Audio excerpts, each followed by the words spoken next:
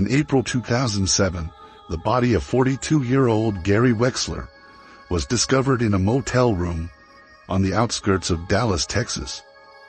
Just days later, 50-year-old Tom DeMarco was found murdered in his Houston office. By mid-March, a third victim, 36-year-old Ryan Ellis, was poisoned in his church office in Austin. An investigation revealed chilling connections between these men, all married, all unfaithful, and their enigmatic killer. What began as a series of quiet encounters soon unraveled into a shocking story of betrayal, justice, and vengeance, with ties to Evelyn Marks, a reclusive forensic psychologist whose calculated actions would grip the nation. On March 6, 2007, Dallas police were called to a grim scene at the Maplewood Inn, a worn-down motel on the city's outskirts. The neon vacancy sign flickered against the dull backdrop of a cloudy morning as officers arrived. Room 209, rented out the night before, was now the site of a brutal murder. The victim, 42-year-old Gary Wexler, was a prominent real estate developer whose name had long been associated with flashy properties and even flashier scandals. The motel room was suffused with the metallic scent of blood. Gary's body lay face down on the bed, his arms outstretched as though he'd tried to shield himself. His chest bore a pattern of stab wounds, inflicted with such force that the mattress beneath him was soaked through. The room itself was disheveled, but not in a way that suggested a struggle. It was more like the killer had lingered, almost comfortable in their violence. The bathroom mirror held a message, scrawled in crimson lipstick, "Faithless." The sight unsettled even the most seasoned investigators. Crime scene photos captured the haunting reflection of the word in the mirror, staring back at them like an accusation. Gary's wallet and phone were untouched on the nightstand, ruling out robbery. His wedding ring, a modest gold band, remained on his finger, catching the harsh fluorescent light. It was a small but significant detail, one that added a chilling layer to the crime. By March 8th, Houston police faced a similar scene. This time, it was Tom DeMarco, a 50-year-old car dealership owner, found slumped over his mahogany desk in a small office above the showroom. The night janitor discovered his lifeless body around 10:30 p.m. after noticing the lights were still on long after hours. A single gunshot wound marred his chest, the bullet piercing through his crisp white shirt and into his heart. Unlike the chaotic motel room in Dallas, the office was pristine, almost eerily so. The desk was neatly arranged, save for the stark message smeared across a glass cabinet, "Deceiver." The use of red marker felt deliberate, its sharpness cutting through the sterile office environment. Police noted how it mirrored the earlier Dallas case, though the method of killing was different. Tom's Rolex glinted under the office light, and his wedding photo was still prominently displayed on his desk, featuring him and his wife smiling on a Cancun beach. It became clear to detectives that these details weren't overlooked by the killer. They were deliberately left as part of a macabre statement. The third murder occurred on March 15th in Austin, just as the state reeled from the first two killings. Ryan Ellis, a 36-year-old pastor and community leader, was found dead in his church office early that morning. The secretary, arriving to prepare for the day's services, discovered him slumped over his desk. His Bible lay open in front of him, untouched. Toxicology reports would later reveal he had been poisoned. though the exact substance remained unclear at first. The poison was chosen with chilling precision, ensuring a slow but ultimately painless death. This time, the message wasn't written in lipstick or marker, but carved into the oak desk with a sharp blade, shepherd of lies. The deliberate etching, deep and ragged, suggested the killer had taken their time. Ryan's reputation as a man of God had earned him the community's respect, but whispers of a hidden affair had recently begun to surface. His death, like the others, seemed tied to his personal failings. The detectives, now collaborating across cities, began piecing together the connections. All three men had been married, their lives carefully curated to project stability and success. Yet beneath the surface, each carried a secret that unraveled after their deaths.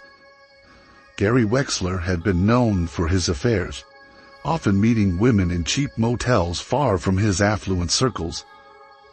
Tom DeMarco's colleagues spoke in hushed tones about his flirtations with staff members at the dealership. And Ryan Ellis, the beloved pastor, had become increasingly evasive about late-night counseling sessions with a female parishioner.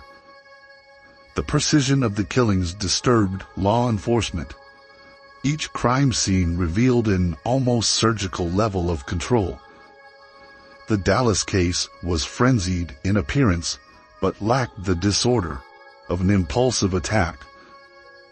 The Houston shooting was quick and efficient, suggesting a killer who knew exactly where to aim. And the Austin poisoning hinted at a methodical planner, someone who understood the time required for the toxin to take effect and how to leave the scene unnoticed.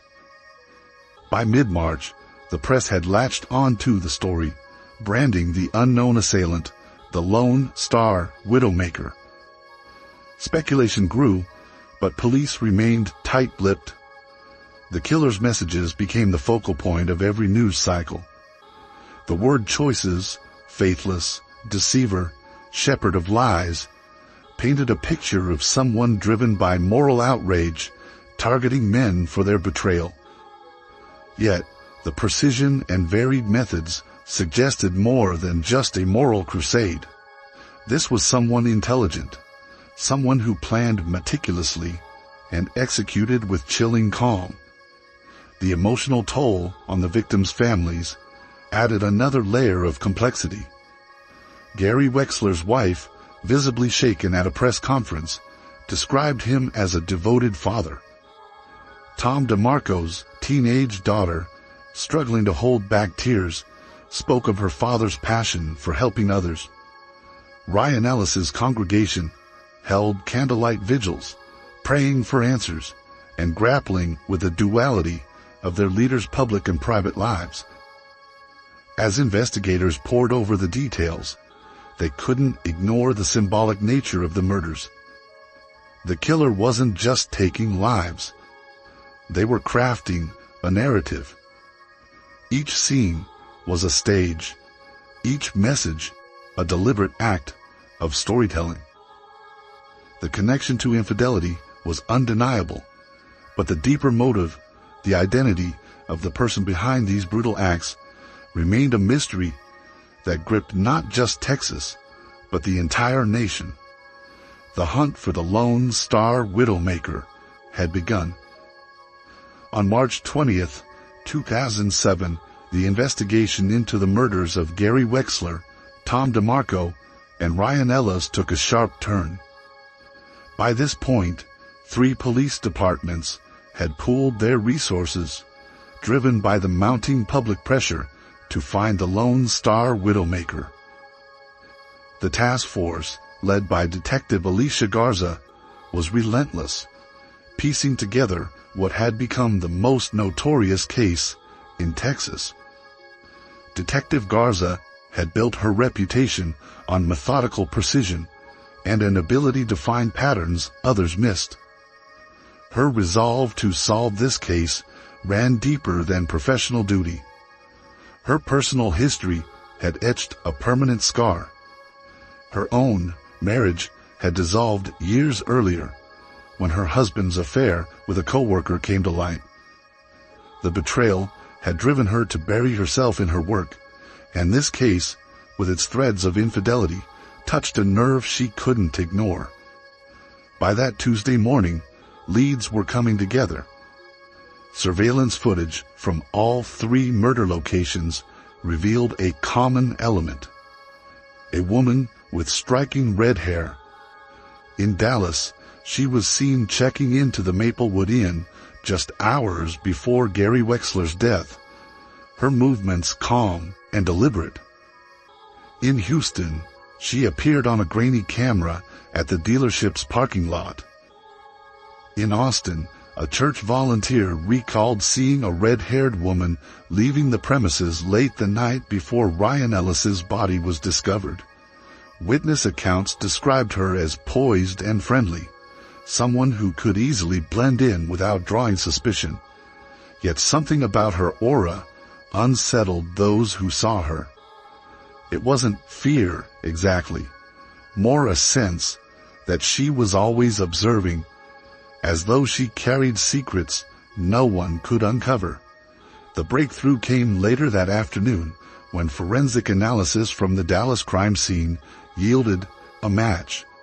A single strand of hair found on the motel pillow near Gary Wexler's body was traced to Dr. Evelyn Evie Marks, a name that sent a ripple through the task force. Evelyn Marks had once been a luminary in the field of forensic psychology. Her lectures at national conferences were lauded for their insight into criminal behavior, and her published works were considered required reading for law enforcement professionals. But as the investigators dug deeper, they discovered that Evelyn's life had taken a steep and mysterious downturn. Evelyn had all but vanished from the public eye in 2005 after her divorce from Dr. Daniel Marks, a renowned surgeon whose charm and charisma had made him a fixture in elite social circles. Their marriage had appeared picture perfect.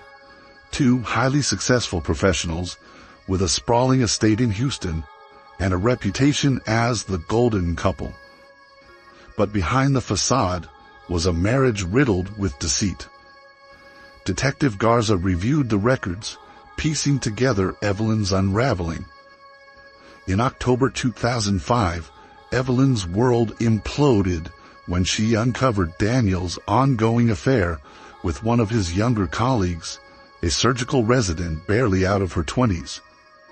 The betrayal wasn't just personal, it was public. Rumors spread quickly among their social circles, and Evelyn became the subject of quiet gossip. She could feel the whispers whenever she entered a room, could sense the pitying glances of acquaintances who once envied her life. The divorce that followed was brutal, and Daniel emerged unscathed, his reputation intact. Evelyn, on the other hand, was left with the fragments of her career and dignity. She retreated from public life, declining speaking engagements, and withdrawing from professional organizations. By the end of 2005, she had resigned from her university post, citing personal reasons. Investigators unearthed details of her reclusive life in the years that followed. Evelyn had moved to a modest house on the outskirts of Austin, far from the upscale neighborhoods she once frequented. Former colleagues described her as a shadow of her former self, quiet, guarded, and distant. She rarely attended social gatherings and limited her interactions to only a handful of trusted friends. But the most revealing discovery came in Evelyn's personal writings, found during a search of her home, conducted later in the investigation. Journals from 2005 painted a picture of a woman teetering on the edge of despair. The entries spoke of betrayal, anger, and a longing for justice, not just for herself, but for others like her. One entry stood out to Garza, a passage where Evelyn reflected on the nature of deception. She wrote about the pain inflicted by those who present themselves as loyal, only to destroy trust with their lies.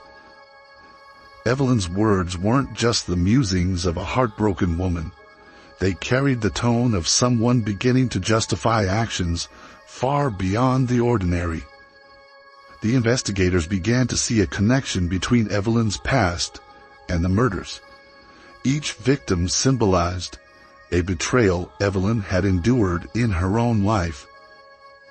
The messages left at the crime scenes, faithless, deceiver, shepherd of lies, weren't random. They were indictments, carefully chosen to highlight the victim's moral failings. Evelyn's transformation from a respected academic to a methodical killer became clearer with every uncovered detail. She hadn't just faded from public view. She had been consumed by her obsession with betrayal and justice. The red hair, once a striking feature that turned heads at conferences, now served as her signature, a calling card that tied her to each crime scene. By the evening of March 20th, Garza stared at Evelyn's photo on her desk. The image, taken years earlier for a professional profile, showed a poised and confident woman with piercing green eyes. But as Garza looked closer, she saw something beneath the polished exterior, a flicker of pain, a shadow of what Evelyn had endured. The case had taken on a new dimension. It wasn't just about catching a killer. It was about understanding the path that led her there. Evelyn's story was one of brilliance turned dark, of betrayal that had festered into something unrecognizable. The task force knew they were closing in, but the full scope of Evelyn's plan and the depths of her pain remained to be uncovered. In the quiet isolation of her Austin home, Evelyn Marks began to weave her web. What seemed, on the surface, like chance encounters with the victims were anything but random. Through meticulous planning, Evelyn positioned herself in their paths, crafting her interactions to both study and ultimately punish them. By early January 2007, the threads of her plan had already begun to come together. Gary Wexler was the first. Evelyn learned of Gary through a local business network, where he often flaunted his success and charm. She attended a small real estate seminar in Dallas, where Gary was one of the keynote speakers. He radiated confidence, captivating the room with his stories of triumph in an unforgiving market. During the networking hour, Gary approached Evelyn, intrigued by her poise and intelligence. He believed her to be a wealthy investor, an impression Evelyn subtly reinforced with every word. Gary's flirtations were obvious, though cloaked in a veneer of professionalism. Evelyn recognized the pattern instantly. It was Daniel all over again, a man whose charm was just a mask for his deceit. Gary invited her to lunch the following week, and Evelyn accepted. Over the course of that lunch, she allowed him to believe she was interested in him, carefully steering the conversation to extract more about his personal life. Gary was married, he confessed, but his tone was flippant, as though it hardly mattered. It was in this moment, as Gary casually dismissed his marriage, that Evelyn's decision solidified. The second target, Tom DeMarco, came into Evelyn's orbit during a business seminar in Houston in February 2007. Tom was a charismatic speaker who lectured on leadership and success in the automotive industry. Evelyn, blending into the audience, observed him closely. His demeanor was polished, but there was a slickness to him that made her wary. During a break, Tom struck up a conversation with Evelyn, complimenting her on a question she'd asked during the session. The interaction began innocently enough, but as the seminar progressed, Tom's interest grew increasingly personal. Over drinks that evening, Tom let his guard down, revealing his dissatisfaction in his marriage and his flirtations with younger employees. Evelyn played the part of the sympathetic listener, all the while studying him, piecing together his weaknesses and contradictions. The encounter with Ryan Ellis in Austin was the most unsettling for Evelyn. It was early March, shortly after she had returned home from Houston. Ryan was well known in the community for his compassionate sermons and his ability to connect with troubled parishioners. Evelyn, still navigating the aftermath of her divorce, attended one of his services out of curiosity. She introduced herself afterward, presenting herself as someone seeking guidance. Ryan welcomed her warmly, offering to meet for private counseling sessions. Over the next 2 weeks, Evelyn attended several of these meetings. Ryan exuded an air of authority and wisdom, but there were cracks in his facade. During one session, Evelyn noticed how his gaze lingered too long, how his compliments edged beyond spiritual encouragement. By their 4th meeting, Ryan made his intentions unmistakable. He confided in Evelyn about his struggles with temptation, framing his predatory behavior as a moral failing beyond his control. These encounters, though distinct, followed a pattern that Evelyn recognized all too well. Each man represented a variation of Daniel. Men who betrayed trust under the guise of success, charm, or morality. For Evelyn, this wasn't just personal. It was a reflection of a larger hypocrisy she felt compelled to expose. As Evelyn executed her plans, her mind became a battlefield. Memories of Daniel's betrayal resurfaced constantly, interwoven with the faces of her victims. By the time she prepared to kill Gary, her actions felt less like a crime and more like a reckoning.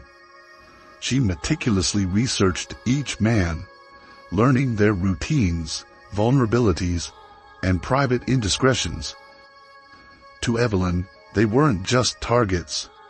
They were symbols of a broken system where deceitful men thrived without consequence. Yet cracks began to appear in Evelyn's psyche. At night, she dreamed of Daniel, his laughter echoing in her mind, mocking her attempts at control. The fragmented memories of their marriage, happy moments tainted by the lies that followed, left her questioning whether her actions were truly about justice or a desperate attempt to reclaim the power she had lost. By April 2007, Evelyn believed she had successfully covered her tracks. She moved through her days with a calm detachment, unaware that the task force, led by Detective Alicia Garza, was closing in. Garza, methodical as ever, had identified patterns in the victim's last interactions and used them to orchestrate a sting operation. The trap was set during a seminar on ethics in professional relationships, an ironic setting chosen deliberately to attract Evelyn. Posing as a speaker, Garza took the stage, her sharp eyes scanning the audience for the woman whose actions had captivated and horrified the state. When Evelyn arrived, dressed in muted tones and blending seamlessly into the crowd, Garza knew they had her. After the seminar concluded, Evelyn lingered, casually mingling with attendees. She didn't notice the officers waiting at the exits or the subtle signals exchanged between Garza and her team. When Garza approached Evelyn, it was under the guise of a fellow professional striking up a conversation. As they spoke, Evelyn's composure never wavered, but Garza could see something deeper, a flicker of pride, perhaps, or defiance. The arrest, swift and calculated, marked the end of Evelyn's spree. For Garza, it was a moment of triumph tinged with unease. Evelyn wasn't the unhinged killer the media had painted her to be. She was calm, articulate, and hauntingly self-assured. As she was led away in handcuffs, Evelyn didn't resist. To her, the capture wasn't a failure. It was the final chapter in a narrative she had crafted, one that she believed would force the world to confront the hypocrisy she despised. The psychological toll of the case lingered long after. For Garza, the parallels between Evelyn's story and her own haunted her. For Evelyn, the question of whether she was a vigilante or a woman undone by her pain would never be answered. And for those who followed the story, Evelyn Marks became both a cautionary tale and an enigma. A woman whose pursuit of justice blurred the lines between right and wrong. By October 2007, Evelyn Marks's trial began, and the courthouse was overwhelmed with attention. The story of the Lone Star Widowmaker had divided the nation. Outside, cameras flashed as Evelyn arrived, calm and composed in a simple navy suit. Inside, the courtroom was tense. On one side, the victims' families sat in quiet grief. Gary Wexler's widow, with tear-filled eyes, Tom DeMarco's daughter sitting stiffly, and Ryan Ellis's congregation filling several rows. On the other side, a smaller group of supporters viewed Evelyn as a symbol of rebellion against betrayal. The prosecution, led by Assistant District Attorney Calvin Wright, presented Evelyn as a ruthless, calculated killer. They detailed every gruesome aspect of the murders: the bloody motel room, the smeared message in Houston, and the carved words on Ryan's desk. The evidence painted Evelyn as someone who had meticulously planned the deaths, infiltrating her victims' lives and exploiting their weaknesses. Wright emphasized the destruction left behind, families broken, lives shattered. Evelyn's defense, led by Rachel Stein, took a different approach. While not denying the murders, Stein argued they were the result of deep emotional wounds caused by betrayal. She shared Evelyn's past, her humiliating divorce from Daniel Marks, and the pain of being publicly betrayed. Stein read passages from Evelyn's personal journals, where she wrestled with feelings of anger, justice, and morality. The words revealed a woman deeply scarred, consumed by the need to punish those who mirrored her ex-husband's lies. The trial's most gripping moment came when Detective Alicia Garza testified. Garza, who had led the investigation, described the careful work that led to Evelyn's arrest. But she also admitted she understood Evelyn's pain, having experienced betrayal in her own marriage. While Garza empathized with Evelyn's motives, she firmly condemned her actions, saying they were not justice, but destruction. Evelyn herself remained silent throughout most of the trial, her face calm and unreadable. When the jury delivered its verdict, guilty of first-degree murder, the courtroom erupted. The victims' families wept with relief, while Evelyn's supporters sat in stunned silence. The judge sentenced her to life in prison without parole.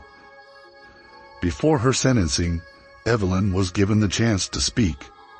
Her final words were chilling and defiant. "I didn't kill them, their lies did." The courtroom buzzed with outrage and disbelief as she was led away. Evelyn's trial sparked debates across the country.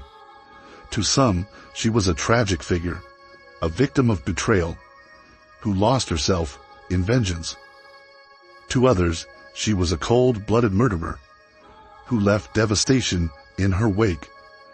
As Evelyn walked out of the courtroom in handcuffs, Detective Garza felt a strange mix of relief and sadness. The trial was over, but the questions Evelyn had raised about truth, betrayal, and justice would linger long after she was gone. Don't forget to like and subscribe for daily updates, and check out another jaw-dropping case. The Venezuelan immigrant whose affair with a married neighbor led to a shocking murder. Share your thoughts with us in the comments.